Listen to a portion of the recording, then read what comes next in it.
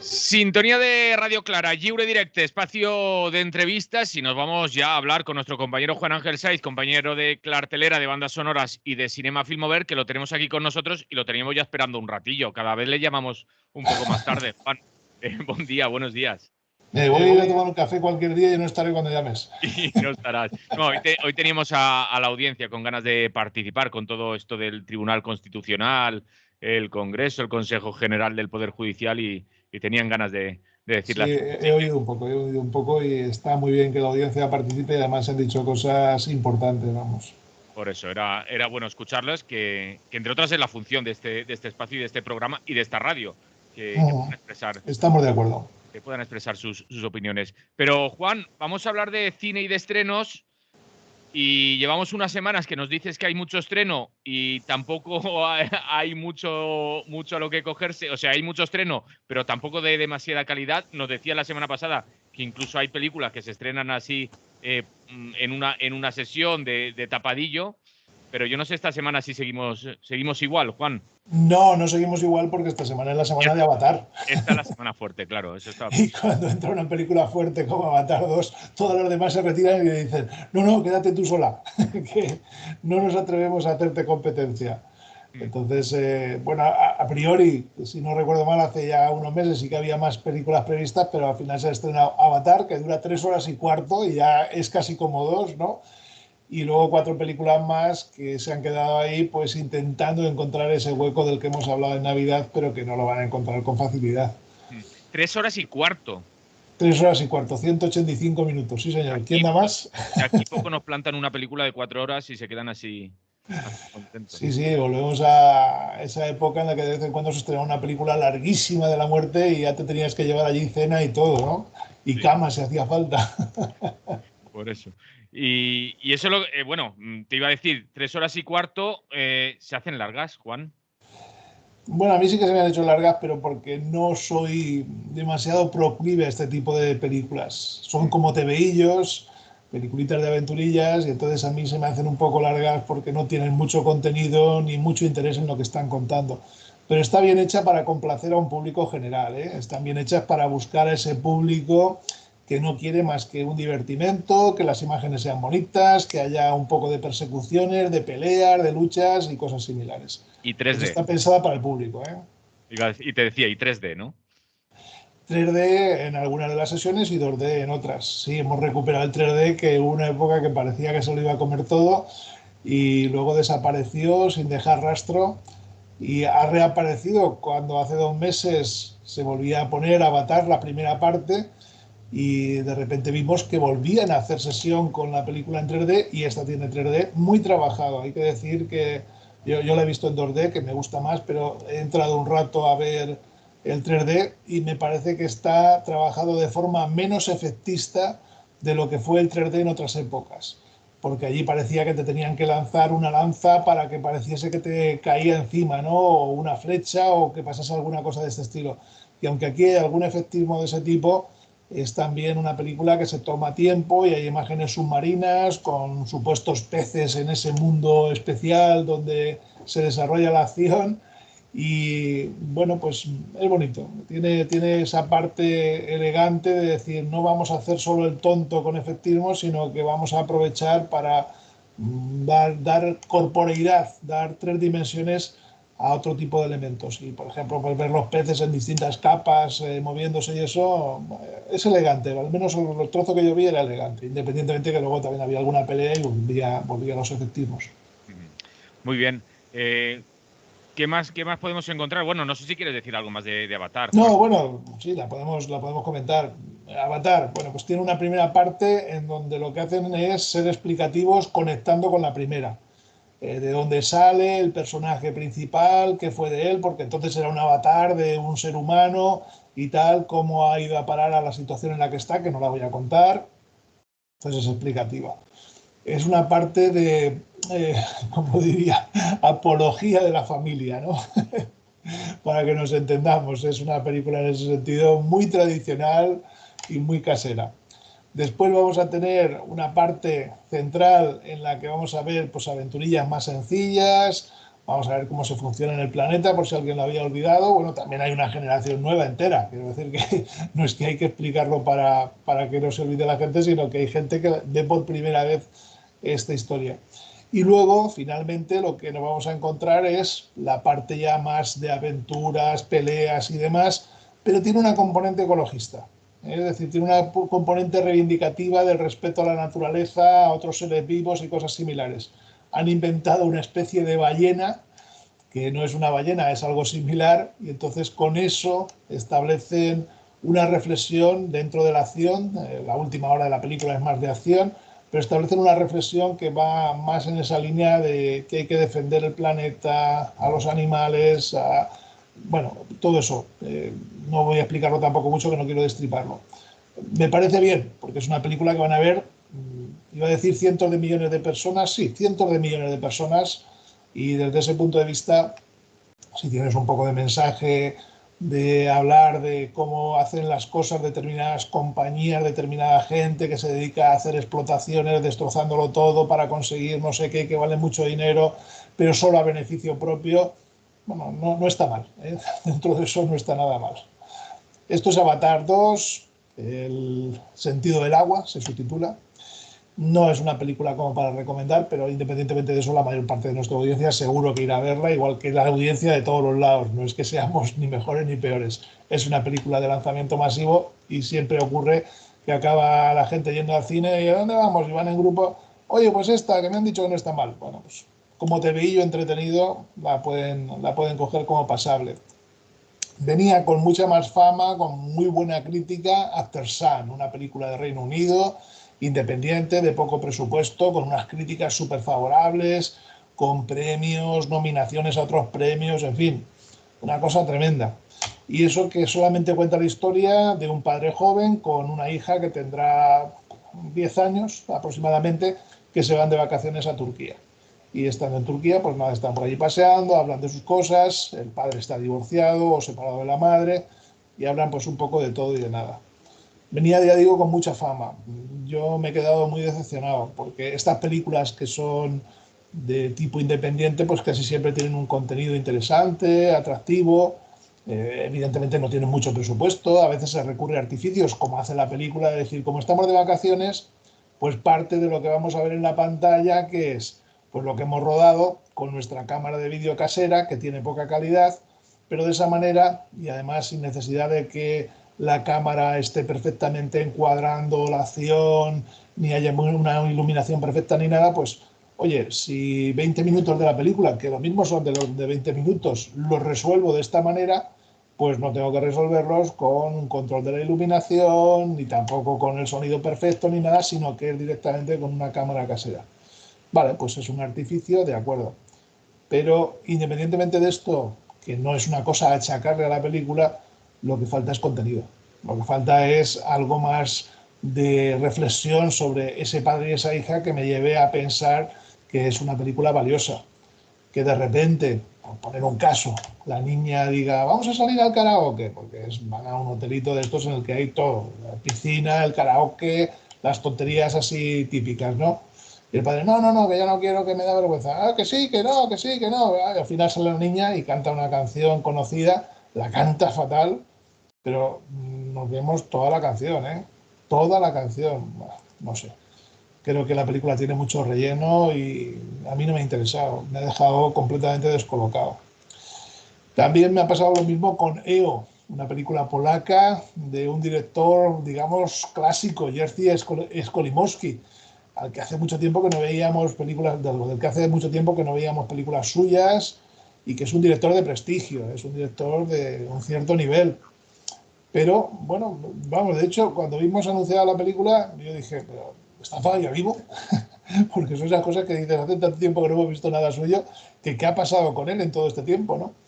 Pues sí, está vivo. ¿Y aquí qué es lo que hace?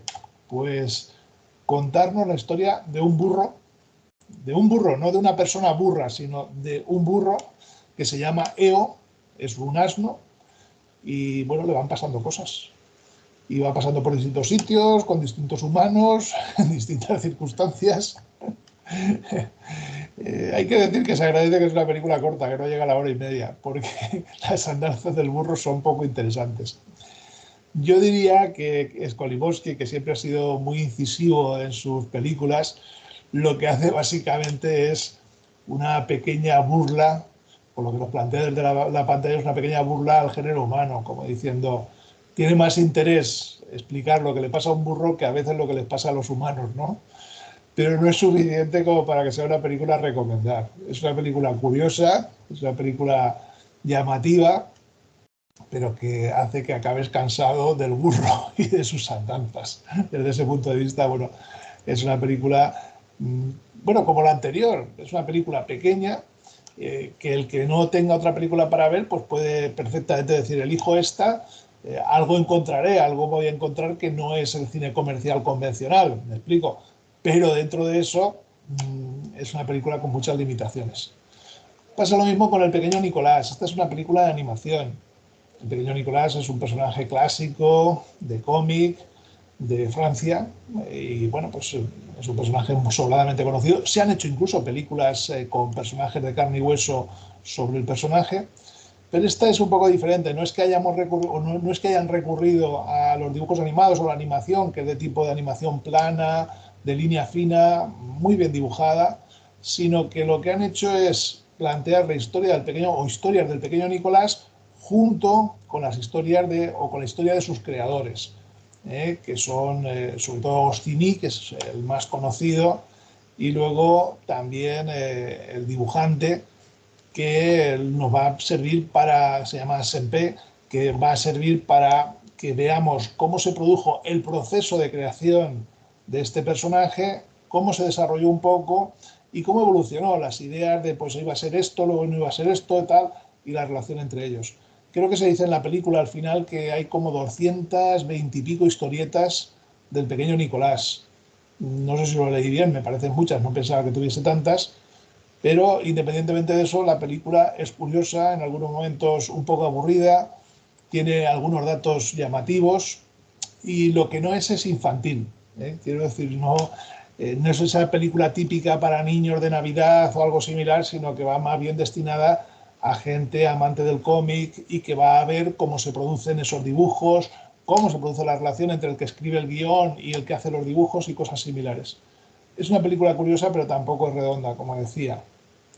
Y he dejado para el final El techo amarillo, que es la nueva película de Isabel Coixet. Es un documental, es una historia que ha ocurrió en Lérida, y allí, bueno, pues en un taller de teatro, el director del taller de teatro, pues a lo largo de años parece que estuvo abusando de su situación de poder y de su situación con respecto a las niñas a las que les daba clases, niñas de 15, 16, 17 años, de las que acabó abusando, y la película recoge los testimonios de estas niñas. También al final de la película se ve cómo intentaron contactar con él, que está fuera de España, me parece que dicen que está en Brasil, pero no quiso hacer declaraciones, y entonces lo que hace Isabel Coixet es presentar los testimonios de todas estas niñas. Un poco un caso de abuso de poder y de abuso sexual, y sobre todo con menores, porque evidentemente tenían una edad muy corta y desde ese punto de vista sí que no es que las obligase, por lo que se ve en la película, a hacer nada, pero sí que abusó de ese poder, de esa situación de estar allí como director y con bastante habilidad, pues hizo al final que tuviesen relaciones con él, relaciones sexuales, que aunque podría entenderse de la película que fueron consentidas inicialmente, pero en realidad no fueron en esa línea consentidas, porque él lo que utilizó fue esa posición que tenía para llevarlas a su terreno, para llevarlas al sitio que quería. Es un tema que está, yo creo, ahora en trámites judiciales o algo similar, pero independientemente de eso, pues muestra cómo determinada gente se aprovecha de la posición que tiene y echa a perder pues cosas interesantes, como puede ser un taller de teatro en el que gente está interesada no solamente en aprender a actuar, porque no están pensando probablemente en convertirse en profesionales, pero sí en poder incluso pues desarrollarse personalmente con otras inquietudes, con otras líneas de trabajo, desarrollar su personalidad incluso, en el sentido de decir, bueno, pues tengo una cierta timidez, voy a ir a ese taller de teatro para conseguir superar esa timidez o superar determinadas cosas que tengo en la cabeza y que me hacen que no avance lo suficiente. Yo creo que la película es bastante explicativa. Eh, yo creo también que deja algunas opiniones o algunas ideas sobre cómo, sin ser una violación, sin obligar a tener sexo para conseguir algo, como pudo ser el caso más famoso del cine en Estados Unidos y demás, de Weinstein, pues hay gente que utiliza el puesto que ocupa para conseguir unos resultados, en gente también, en personas, en mujeres en este caso, que son muy jóvenes y por tanto muy influenciables. Y creo que es una película curiosa, interesante en lo que plantea y, bueno, sin ser redonda tampoco, porque no me gusta cómo está hecha. Ahora explico por qué. Tiene un tema pues, que vuelve a incidir sobre lo que estamos hablando un poco siempre, cómo determinadas cosas no deberían haber sucedido nunca, pero acaban sucediendo más a menudo de lo que debería ser en el mundo en el que vivimos.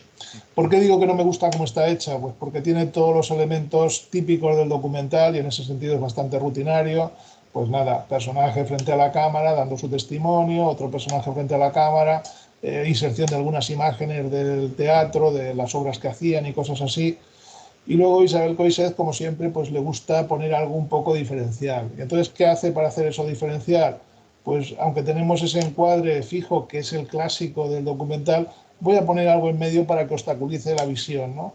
Y entonces voy a coger y voy a poner pues como una cortinita o algo así, algo desenfocado, y resulta bastante cansino. Resulta, para mi gusto, bastante torpón, aunque parezca moderno. Lo mismo, pues voy a coger yo el encuadre, no lo voy a hacer con el encuadre típico, sino que voy a poner el encuadre de manera que esté escorado a la derecha o a la izquierda. Esto es que es difícil explicar sin verlo. Para decirlo de forma clásica, cuando alguien está siendo entrevistado o un plano en una película lo vemos de forma normal, si está mirando hacia la derecha, normalmente se pone al personaje un poco hacia la izquierda, porque la mirada contrarresta, hace de contrapeso de lo que tenemos en pantalla. Y cuando está situado el personaje a la derecha, mirando hacia la izquierda, pues se le desplaza, cuando la mirada va en sentido contrario de la posición del personaje. Bueno, pues aquí, como ocurre, no solamente lo hace Isabel Coixet, está de moda hacerlo así, incluso en películas de ficción. Pues aquí lo que nos encontramos es un personaje que está en la parte de la derecha, pero mirando a la derecha. Y te da una sensación extraña porque toda la izquierda está como vacía. Cosas de ese estilo a mí no me gustan. Esto es una elección personal, ¿eh? Esto es una cuestión de cómo se debe encuadrar, cómo se debe hacer el cine, cómo se debe presentar las imágenes y lo que se está contando. Y estas cosas un poco como modernas, moderneces, vamos a ponerlo entre comillas, porque no es que sean modernas, sino que son como de clichés, son como de decir, oye, fíjate qué cosa diferente hago, en realidad no ayudan a lo que se está contando, sino que producen, a mí me producen un cierto cansancio. De todas las películas de esta semana yo no recomendaría ninguna, no hay ninguna que sea especialmente mala, ni siquiera Avatar la pondría como mala, ¿de acuerdo? Pero no hay ninguna tampoco redonda, ni siquiera el documental de Isabel Coixet, por todo esto que estoy comentando.